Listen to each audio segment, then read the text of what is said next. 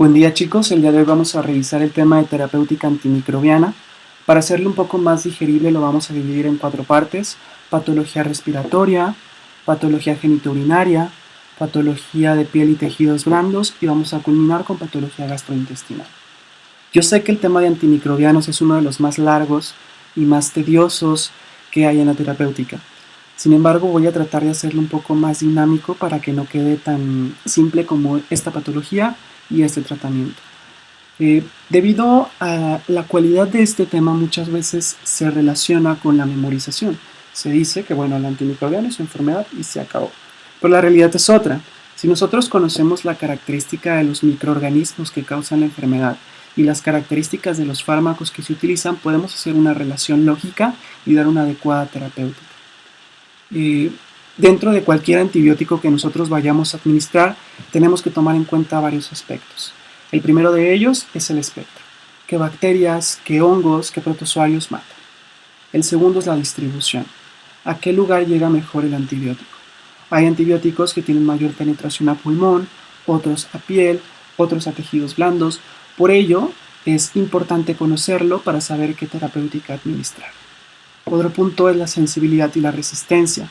Se ha conocido que ya hay ciertos fármacos a los que son resistentes a algunas bacterias, por lo cual lo tenemos que tomar en cuenta para no dar un tratamiento con eso. Los temas que vamos a revisar son faringoamigdalitis bacteriana, otitis media y externa, rhinosinusitis, influenza, neumonía, candidiasis orofaringia y exacerbación de POC. Traté de buscar las enfermedades que fuesen más comunes en nuestro medio, pues para saber tratarlas con mayor exactitud. Nuestra principal fuente bibliográfica, este documento de la Organización Panamericana de la Salud, en conjunto con la Organización Mundial de la Salud, Tratamiento de Enfermedades Infecciosas, en su 8ª edición, 2020-2022. Este documento recaba información de múltiples guías internacionales, por lo tanto, bueno, es un documento útil para nosotros. Vamos a iniciar con la faringoamigdalitis bacteriana. En sí, la faringoamigdalitis es una entidad bien conocida, muy frecuente, en donde el 80% de los casos son virales. Por lo tanto, tenemos que saber identificar cuándo se trata de una patología bacteriana. Los datos que apoyan al diagnóstico de una patología bacteriana son fiebres de inicio súbito mayor a 38.5 grados, odinofagia intensa, un exudado purulento, adenopatías cervicales anteriores, generalmente no hay tos, y en los niños se llega a apreciar con mayor facilidad petequias en paladar blanco. Esta es una patología más frecuente en niños, sin embargo también se presenta en adolescentes y adultos. El agente principal es Streptococcus pyogenes, una bacteria gram positiva anaerobe facultativa. ¿De acuerdo? Tenemos que hacer un diagnóstico diferencial, primordialmente con la faringoamigdalitis viral o con la mononucleosis infecciosa. Clínicamente, ¿cómo puedo hacer yo el diagnóstico? Bueno, si yo veo en una mononucleosis una faringe, bueno, también va a haber un exudado. Sin embargo, este exudado tiende a ser más en placas. Aquí, que es un caso de faringoamigdalitis bacteriana, si ustedes se fijan, las amígdalas que están afectadas son las amígdalas palatinas. En una mononucleosis infecciosa tenemos la inflamación aguda de todo el anillo de Waldeyer, en donde se condiciona una obstrucción de la vía aérea de igual forma. Eso también nos puede ayudar a hacer el diagnóstico. Recordar que en una mononucleosis infecciosa, después de que se administre un tratamiento antibiótico, principalmente con beta-lactámicos, posterior a la administración puede desarrollar un rash.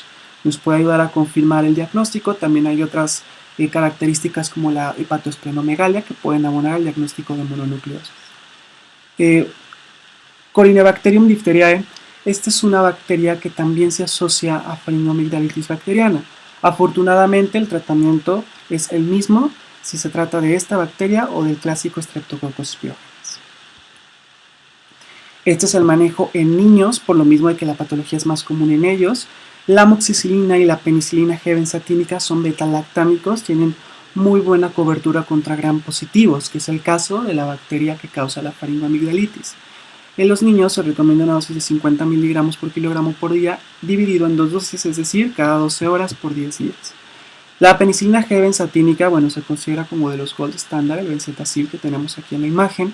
Sin embargo, a los niños a veces no la pensamos en administrarlo, no, debido a que es una administración intramuscular. Muchas veces se prefiere la administración vía oral. Si es menor de 30 kilos, una dosis única de 600.000 unidades. Si es mayor de 30 kilos, 1.200.000 unidades. ¿Okay? Otras alternativas que tenemos que son de mucha utilidad son las cefalosporinas, siempre y cuando nos quedemos con las de primera o segunda generación. Como cuáles, el cefaclor es una buena alternativa, 20 miligramos por kilogramo por día, hay presentación en suspensión, lo cual es fácil para la administración en niños. Esta es una cefalosporina de segunda generación, tiene muy buen espectro contra gram positivos y gram negativos. La cefalexina es una cefalosporina de primera generación, 25 a 60 miligramos, se divide en 2 dosis cada 12 horas por 10 días. Si el paciente tiene alergia a la penicilina, podemos utilizar un macrólido como la eritromicina a esta dosis. Otro macrólido que se puede recomendar es la acitromicina. El macrólido, como sabemos, es un inhibidor de la síntesis proteica, al igual que la clindamicina. Sin embargo, la clindamicina llega a ser un poco más bacteriostático. Esta es una lincosamida que se utiliza a dosis de 20 miligramos por kilogramo cada 8 horas por 10 días.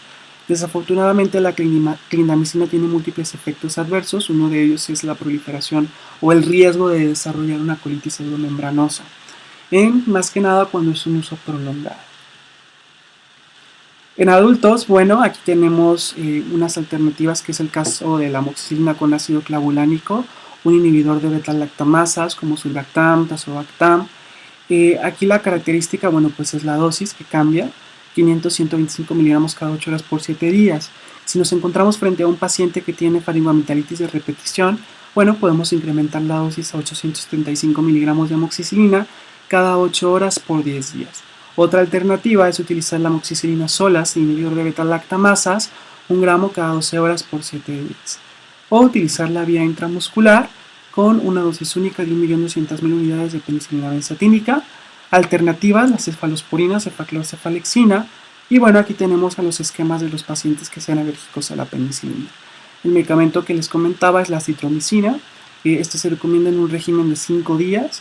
500 miligramos la primera dosis el primer día y posteriormente 250 miligramos la mitad de la pastilla diariamente por 4 días.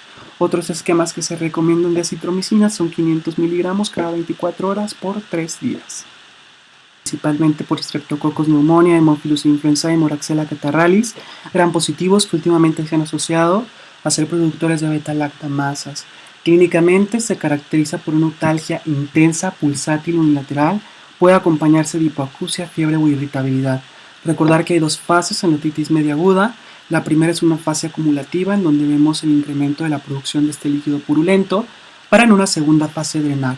Va acompañado de la mejoría del estado clínico. A la otoscopía puedo ver un tímpano abombado, enrojecido, con material purulento. No siempre se aprecia el material purulento, pero bueno, también puede ocurrir. Se llega a observar ausencia de reflejo luminoso y es una patología más frecuente en niños. Al ser bacterias que se han asociado a ser productoras de beta-lactamasas, se utiliza un inhibidor de beta-lactamasas como el ácido clavulánico o clavulanato. La dosis es diferente de la faringoamigdalitis debido a que se requiere una mayor dosis para poder penetrar de forma adecuada hasta el oído medio, a una dosis de 90 miligramos por kilogramo en 2 dosis por 7 a 10 días. Otra alternativa, una cefalosporina, la cefuroxima, 30 miligramos por kilogramo por día, cada 12 horas por 10 días. Pacientes alérgicos a la penicilina, utilizamos los macrólidos como la acitromicina y la claritromicina. En niños, la acitromicina es un poco más segura, por decirlo de alguna manera, y se administra con mayor facilidad. El esquema son 10 miligramos por kilogramo el primer día y los siguientes días se divide la dosis a la mitad, 5 miligramos por kilogramo y nada más 4 días. Otitis externa. Esta es una patología que causa una otalgia intensa, un signo del trago positivo, puede haber fiebre o irritabilidad. A la exploración física hay un edema del conducto auditivo externo. Esta patología también es conocida como oído del nadador. ¿Qué es lo que pasa en esta patología? Bueno, el agente bacteriano principal es el Staphylococcus aureus y puede estar acompañado de la Pseudomonas aeruginosa. El tratamiento tiene que ser tópico. Esto es muy importante. Me ha tocado ver pacientes con otitis externas con tratamiento sistémico. Es muy difícil que el tratamiento llegue hasta el conducto auditivo cuando se administra de forma sistémica. Por lo cual, en una otitis externa el tratamiento ideal tiene que ser tópico. ¿Ok? Algunas otras patologías que ocurren en el conducto auditivo, por ejemplo, una laceración que se haya hecho una persona con algún objeto que haya introducido para quitarse la cera o el cerumen o para cualquier cosa, que haya generado esa laceración, se deben de utilizar tratamientos tópicos. Furúnculos que se formen en el conducto auditivo, se tiene que utilizar tratamiento tópico. ¿De acuerdo? Muy bien. Tratamiento tópico que tenemos, recordar, tenemos que cubrir a las pseudomonas, porque bueno, es un riesgo probable que hay, y al Staphylococcus aureus. Para ello tenemos quinolonas, que son muy utilizadas, que vienen en combinación con otros fármacos, corticoides y algunos anestésicos locales. Un caso clásico es el ofloxacino con hidrocortisona y lidocaína. Importante, cuando se dé el tratamiento de otitis externa, nunca se debe de dar un corticoide solo. Siempre tiene que estar asociado a un antibiótico. ¿Por qué? Si yo dejo el corticoide solo, puedo generar una sobreinfección y bueno, generar un cuadro más agresivo. La dosis, 10 gotas cada 12 horas en adultos, 5 gotas cada 12 horas en niños. Es tratamiento por 7 días. Otra alternativa es ciprofloxacino con fluocinolona, también un corticoide tópico, 4 a 6 gotas cada 8 horas por 7 días. Otra alternativa que tenemos es la polimixina B con neomicina e hidrocortisona. La polimixina B es un fármaco que inhibe la síntesis de membrana. La neomicina tenemos un aminoglucósido, un bactericida inhibidor de la síntesis proteica, y nuestra hidrocortisona como nuestro corticoide. 3 gotas cada 8 horas por 7 días en adultos y mayores de 2 años. Este medicamento, si el paciente tiene más de 2 años, con la misma dosis de 3 gotas cada 8 horas, puede tratarse. Se recomienda que en la otitis externa se realicen cuidados de oído. ¿A qué me refiero? Bueno, que antes de que el paciente se vaya a meter a bañar, por ejemplo, que utilice algún algodón impregnado con vaselina y lo coloque en el oído para evitar que ingrese agua, porque bueno, esto nos puede generar humedad y propiciar una exacerbación de la patología. Otra enfermedad, la rhinosinusitis aguda. Importante, no a todos los pacientes con rhinosinusitis se les da antibiótico. Eso es un error que comúnmente se cree. ¿Cuándo voy a dar antibiótico? Cuando el paciente tenga dolor muy intenso. El dolor intenso puede ser al inclinarse hacia adelante, es cuando se exacerba, pero inclusive en estado de reposo es un dolor intenso. Hay fiebre, secreción mucopurulenta y la duración de los síntomas es superior a 10 días. La mayoría de los casos de rhinosinusitis se deben a virus. Sin embargo, cuando se tratan de bacterias, las principales implicadas es el Streptococcus pneumoniae, Haemophilus influenzae y Moraxella catarrhalis. ¿Okay? Algo que es muy importante en la terapéutica de la rhinosinusitis aguda son los lavados nasales. ¿Para qué? Bueno, para limpiar la mucosidad y permitir que los antibióticos penetren más fácil a la mucosa. ¿De acuerdo? ¿Cómo se realizan estos lavados nasales? Realmente las soluciones que venden de solución salina no son muy eficaces. Lo que se recomienda es que el paciente tome una jeringa de 20 mililitros o de 10 mililitros, la cual va a llenar con solución salina fisiológica al 0.9%. Tapa una narina y coloca el líquido en la otra narina con el objetivo de que salga por la contralateral. ¿De acuerdo? Esto se debe hacer en múltiples ocasiones, varias veces al día, para asegurar que el medicamento funcione. Esto también va a mejorar la sintomatología. Realmente es un procedimiento incómodo, a los pacientes no les gusta, no lo hacen y eso provoca que los tratamientos tengan que ser prolongados y recidivantes. Sí es muy importante que se haga hincapié en los lavados nasales. ¿De acuerdo? El tratamiento, amoxicilina, ácido clavulánico, recordar bacterias productoras de beta-lactamasas, dosis más alta, 875 miligramos de amoxicilina. Alternativas, cefalosporinas como cefaclorocefalexina, que ya hemos visto en faringoamigdalitis. Y bueno, si tenemos pacientes que no responden al tratamiento convencional con amoxicilina y clavulanato, podemos administrar levofloxacino a dosis de 750 miligramos cada 24 horas por 5 a 7 días. La levofloxacino es una fluoroquinolona, una inhibición de la síntesis de ácidos nucleicos. Y tenemos otro fármaco que es la doxiciclina, una tetraciclina, un inhibidor de síntesis proteica, a dosis de 100 miligramos cada 12 horas por 5 a 7 días.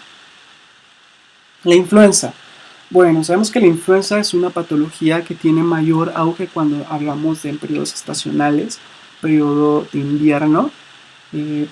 ¿Cómo caracterizamos esta enfermedad? Bueno, es una fiebre de inicio súbito, superior a 38.5-38.7 grados, cefalea y mialgias muy intensas, un grave ataque al estado general, rinitis, tos o dinofagia.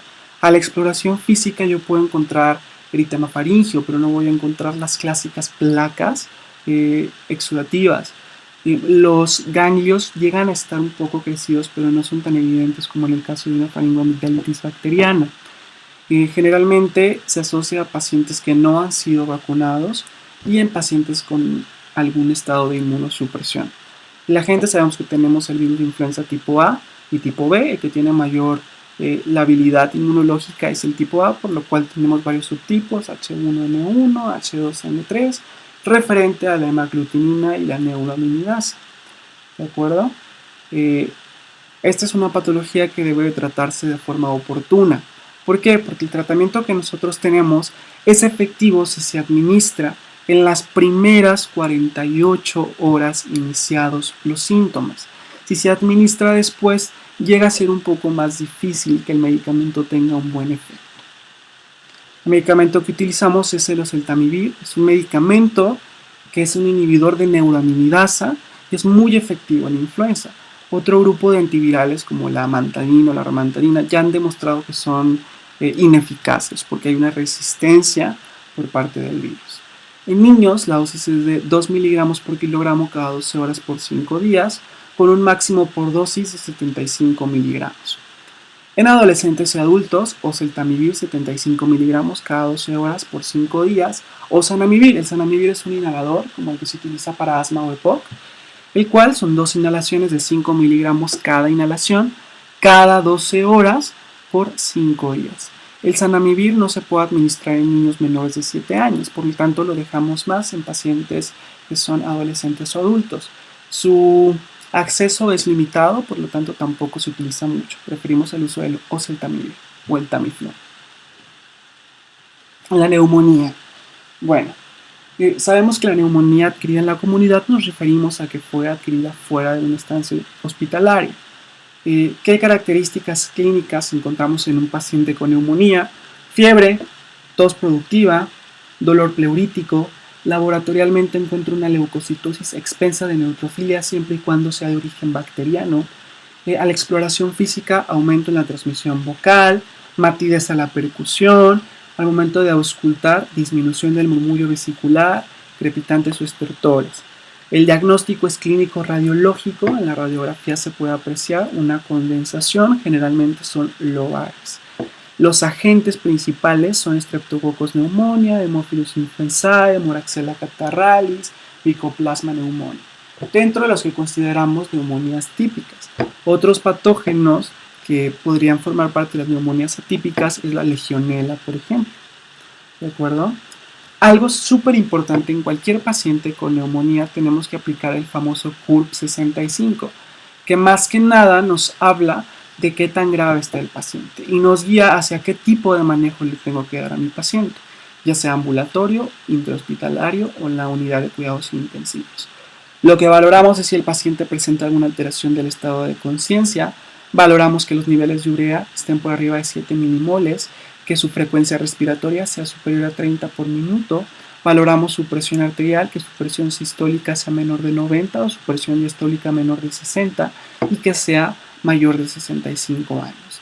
Cada uno se le asigna un puntaje, un punto cada uno, y bueno, sumamos los puntos que tenga el paciente. ¿Okay? Si el paciente tiene de 0 a 1 puntos, se dice que es una mortalidad baja, por lo cual se recomienda un tratamiento en casa, un tratamiento ambulatorio. Si tenemos 2 puntos, tenemos una mortalidad intermedia de hasta 9.2%. Aquí se puede optar tanto por un manejo ambulatorio, si el paciente tiene buenos medios para su tratamiento, o un tratamiento intrahospitalario.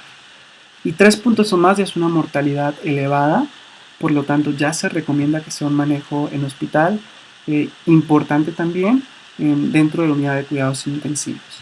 Tenemos otra escala que es un poco más reducida, que es el CRB65, en donde evaluamos el estado de conciencia, la frecuencia respiratoria, la presión arterial y la edad. Aquí no evaluamos la urea. Se da un punto a cada uno y bueno, aquí es un poco más estricto. 0 puntos es cuando vamos a tener un manejo ambulatorio. De 1 a 2 puntos es cuando ya tenemos que considerar la hospitalización, y 3 a 4 puntos es una urgente necesidad de hospitalizar con probabilidad de ser admitido en la unidad de cuidados intensivos. El manejo lo podemos resumir en esta gráfica, en tanto ambulatorio o hospitalizado. Una vez que ya calculamos nuestro CURP 65, Si es mayor o igual a 2, bueno, ya es un paciente que requiere hospitalización. Si tenemos 0,1, bueno, un ambulatorio. Si tenemos a un paciente previamente sano sin uso de antibióticos en los últimos 3 meses, se pueden administrar macrólidos o beta-lactámicos. El tratamiento con macrólidos en pacientes sin factores de riesgo llega a ser un tanto controversial. Algunas guías europeas comentan que el tratamiento de elección son los macrólidos, porque bueno, también te cubren contra algunos patógenos que se consideran atípicos. Por lo tanto, pues puedes tener una mayor cobertura. Sin embargo, en el documento de la OPS nos menciona que hay cierta resistencia ante el Streptococcus pneumoniae asociado a los macrólidos.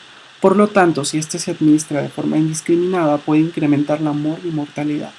Por lo tanto, ellos recomiendan que se administre exclusivamente en pacientes que lo requieran. En un paciente con alguna comorbilidad, un paciente con EPOC, un paciente cardiópata, un paciente diabético mal controlado, se le puede administrar una fluoroquinolona respiratoria o la combinación de un beta-lactámico más un macrólido.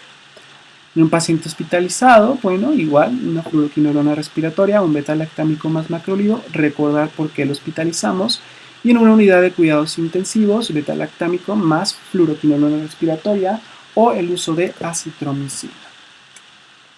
Aquí tenemos unos algoritmos acerca de las recomendaciones del tratamiento. Manejo ambulatorio, 5 comorbilidades, acitromicina 500 miligramos cada 24 horas por 5 días. Las alternativas y lo que nos marca la guía de práctica clínica es amoxicilina 1 gramo cada 8 horas por 5 días, perdón, no son por 3 días, son por 5 días, ¿de acuerdo? Por lo tanto, podemos ver que si estos patógenos están asociados a ser productores de beta-lactamasas, no se recomienda el uso de amoxicilina sola, pero la guía de práctica clínica nos dice que demos amoxicilina, ¿de acuerdo? Entonces ahí es un punto que se tendría que considerar. Algo que tenemos muy importante es las quinolonas respiratorias, principalmente levofloxacino y moxifloxacino. Su posología es muy sencilla debido a que es una pastilla diaria por 5 días. Por lo tanto, la adherencia terapéutica es un poco más sencilla. Otras alternativas, la combinación de un beta-lactámico con un macrólido, amoxicilina clavulanato más acitromicina. Si se fijan, aquí sí tenemos algo que nos cubra los inhibidores de beta-lactamasas. Otra alternativa, la ampicilina con sulbactam combinado con claritromicina. El manejo intrahospitalario, en hospitalización, es el mismo manejo que un paciente ambulatorio con comorbilidades. Y un paciente que está en unidad de cuidados intensivos, primero tenemos que valorar riesgo para ver si el paciente tiene la probabilidad de adquirir una infección por pseudomonas. Porque bueno, en caso de que sea así, tendríamos que ajustar un poco el tratamiento. Tratamiento que se recomienda, beta-lactámico más fluoroquinolona o acitromicina. En caso de que tengamos sospecha de pseudomonas, ¿en qué pacientes tengo sospecha de pseudomonas? Pacientes con un EPOC grave, pacientes con VIH, pacientes con bronquiectasias, pacientes con un consumo de corticoides. ¿Cómo yo considero que es un consumo alto de corticoides? 80 miligramos de prednisona en una semana ya se considera de alto riesgo. Se darán cuenta que muchos pacientes con patologías reumatológicas consumen dosis de 50 miligramos diarios. Entonces fácilmente son pacientes con riesgo para obtener enfermedad por pseudomonas. ¿Qué medicamentos tenemos? Cefepime, una cefalosporina de cuarta generación, 2 gramos intravenosos cada 8 horas. Piperacilina tazobactam, 4.5 gramos intravenosos cada 6 horas. Y meropenem, un carbapenémico de amplio espectro, 1 gramo cada 8 horas. Aparte de este tratamiento, se debe de agregar acitromicina. Candidiasis orofaringia. Esta es una enfermedad micótica, principalmente por los hongos del género Candida, tanto Candida albicans como otro tipo de cándidas, que se presenta en algunos grupos específicos, principalmente en pacientes fumadores, en pacientes que se están sometiendo a quimioterapia. No ocurren inmediatamente después de la quimioterapia, sino unos días después, cuando empieza ese efecto de decremento de los neutrófilos, ese nadir que es conocido. Pacientes con prótesis dentales en tratamiento con radioterapia, principalmente en tumores que son en la región craneofacial o en región de cuello, o pacientes con inmunosupresión. No llegan a ser muy sintomáticas, pueden ir de dinofagia leve o dinofagia severa dependiendo del paciente, y al momento en que yo hago la prueba con una batelenguas, esta se desprende fácilmente. El manejo, bueno, si la enfermedad es leve, el ideal es la nistatina, un poliénico que altera la membrana, la pared de los hongos. Este debe estar a una concentración de 100.000 unidades por mililitro, tal es el caso del medicamento que tenemos aquí. En niños se recomienda que sea 1 mililitro cada 6 horas por 7 a 14 días. Algo curioso y muy importante cuando indiquen nistatina de forma oral es que no tiene una muy buena absorción. Por lo tanto, su mayor efecto es cuando la nistatina tiene contacto directo con la cándida. Cuando ustedes lo administren, le tienen que indicar al paciente que mantenga la solución al menos 1 minuto en su boca, haciendo como gárgaras, y después trague el medicamento. Que no lo escupa, que lo trague. Esto se tiene que hacer cada 6 horas por 7 a 14 días. 1 mililitro en niños, 4 a 6 mililitros en adultos. En una enfermedad moderada grave o en un paciente que no respondió al tratamiento con nistatina, tenemos otras alternativas, como el fluconazol, 100 miligramos cada 12 horas por 7 a 14 días. Este es de administración vía oral, es una cápsula, no requiere administración especial. U otra alternativa es el itraconazol, 200 miligramos cada 24 horas por 7 a 14 días. Importante, pacientes inmunocomprometidos, pacientes sometidos a quimioterapia, si no hay un tratamiento oportuno, la candidiasis puede evolucionar y puede generar una candidiasis esofágica y posteriormente hasta una candidemia. Por lo tanto, el tratamiento oportuno es muy importante, saberlo identificar. Exacerbación de POC. En el laboratorio pasado mencionamos mucho acerca de la exacerbación de POC. Ahora vamos a hablar un poco del manejo antimicrobiano. Recuerdan los criterios que nos decían que se debe haber una exacerbación de uno o más de los síntomas cardinales del EPOC para yo considerarlo una exacerbación que requiere tratamiento con antibióticos. Aparte que haya fiebre o una baja saturación de oxígeno, pues puede ser indicativo de una complicación que requiere antibiótico terapia. Importante, solicitar una radiografía de tórax para valorar si hay alguna condensación pulmonar o infiltrados que me puedan sugerir algún patrón de una neumonía característica. El manejo ambulatorio lo vamos a dividir en pacientes que tengan factor de riesgo para pseudomonas o que no tengan factor de riesgo para pseudomonas. En este caso, en un paciente sin factor de riesgo, se recomienda la amoxicilina 750 miligramos cada 8 horas por 7 días. Alternativas, macrólidos como la claritromicina o tetraciclina como la doxiciclina. En pacientes con riesgo para pseudomonas, ¿cuáles son los pacientes que tienen riesgo? Un antecedente de que previamente tuvieron una infección por este patógeno, que tengan bronquiectasias, que tengan consumo crónico de corticoides, que tengan una hospitalización o exacerbación en los últimos 3 meses. ¿De acuerdo? Curiosamente, aquí en la guía hay un punto que se contradice un poco. ¿Por qué? Nos recomienda el ciprofloxacino como primera línea. Sin embargo, el ciprofloxacino no es considerado una quinolona respiratoria. Por lo tanto, una alternativa muy útil sería utilizar levofloxacino 750 miligramos cada 24 horas por 7 días. Se recomienda tomar un cultivo del esputo para poder hacer una diferenciación entre cuál es la bacteria que está ocasionando el principal problema. En manejo hospitalario, un paciente que no tenga factor de riesgo, amoxicilina, otras alternativas, quinolonas respiratorias, moxifloxacino o levofloxacino. ¿A qué pacientes hospitalizo? Pacientes que tengan alguna comorbilidad, aparte del EPOC, principalmente comorbilidad cardíaca, pacientes que tengan un FEV1 menor al 50% del valor teórico, pacientes mayores de 65 años, pacientes que hayan presentado más de 2 exacerbaciones. ¿De acuerdo? Y si tenemos factor de riesgo para pseudomonas, igual aquí nos recomienda el ciprofloxacino de forma intravenosa. Aquí el tratamiento ya es intravenoso. Otras alternativas es ceftazidima, una cefalosporina de tercera generación, la única cefalosporina de tercera generación con espectro para pseudomonas, cefepime o piperacilina tazobactam.